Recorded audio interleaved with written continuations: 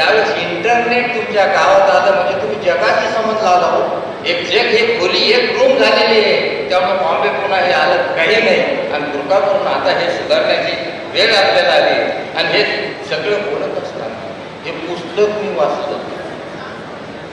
पुस्तक वाचल्यानंतर असं वाटतं दोनदा वाचून मला समजलं नाही. इथलं कठीण पुस्तक आहे. सायन्स लिहिलंय त्याने, सायन्स विथ रेफरन्स आहे. इतकं चांगलं पुस्तक लिहिलंय आणि फार महत्वाचं आहे. त्याने प्रस्तावले मानसा मानसा कधी होशील रे माणूस. कारण सर्वपल्ली राधाकृष्णांनी बोलले तसंच या पुस्तकात वाटतं की मछली बैठने के बाद, पक्षी की तरफ उड़ने के बाद इंसान की तरफ चलना सीखना.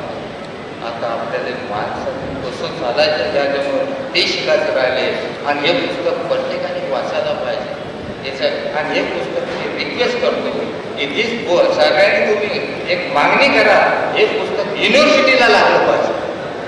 युनिव्हर्सिटीमध्ये हे लागलं पुस्तक म्हणजे खूप अभ्यास होईल आणि तो अभ्यास झाल्यानंतर त्याचं विस्तरण चांगलं होईल, ॲनालिसिस चांगलं होईल, त्याच्यावर पुष्कळ प्रतिनिधी इंग्लिशमध्ये येणार असेल आणि त्याच्यानंतर हे पुस्तक आता काही वर्षांनी वाचून मी गोरे साहेब किती लोक या पुस्तकावर PhD कमवतील हो. इतकं डिफिकल्ट ते बुक आहे, नॉट अ सिम्पल बुक. त्यामुळे ते वाचलं जसं साधं पुस्तक नाही ते. आणि मित्र हो, शेवटी जे सांगत राहिलं आहे की सगळं मी संशोधनाला हे केलं आणि ते केलं, ते संशोधन सांगायला मला बरं अवश्य केलं लागते. कारण मृत्यूचे प्रमाण 40% होते सांगितलं सध्या ते शून्यावर आणले.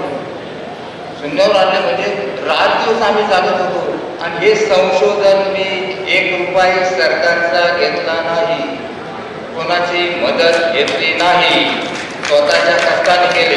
आता ह्या 2 वर्षामध्ये विदर्भामध्ये मी राहतो महाडला 700 किलोमीटर टक्कल पडलं, लोकांच्या टक्कल पडलं होतं, केस गळत होते. त्याच्यावर संशोधन केलं, शोध लावला की सेलेनियम कसं त्या रेशीच्या गव्हामध्ये ते टॉक्सिन निघालं आणि गहू बंद केले, सगळे केस वाढायला.